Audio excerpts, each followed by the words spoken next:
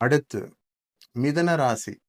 மிதுன ராசிக்கு இந்த தமிழ் புத்தாண்டு மிக சிறப்பா இருக்கு.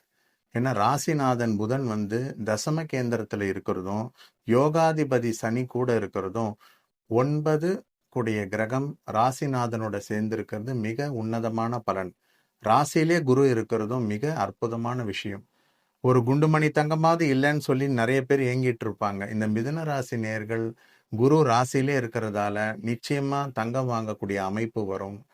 ஆரம்ப கல்வியில் இருக்கிறவங்களும், உயர்கல்வியில் இருக்கக்கூடியவங்களும் நிச்சயமா கல்வி ஸ்தானம் சிறப்பா இருக்கும். என்ன காரணம்னா, குரு வீட்ல புதன், புதன் வீட்ல குரு, பத்திர யோகம், பரிவர்த்தனை யோகம் அப்படின்னு சொல்லுவாங்க. அதாவது குரு வந்து புதனுடைய வீட்ல இருக்காரு. புதன் வந்து குருவுடைய வீட்ல இருக்கார். யோகாதிபதி சனியோட இருக்கார்.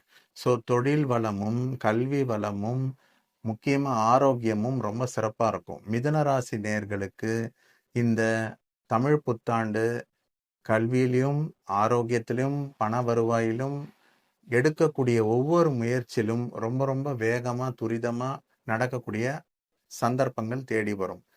சுக்கிரனும் ரொம்ப சிறப்பான விஷயங்கள். சுக்கிரனும் ரொம்ப சிறப்பா இருக்கார். மேஷத்துல இருக்கிறது பஞ்சமாதிபதி லாபஸ்தானத்துல இருக்கிறது மிக சிறப்பான விஷயம்.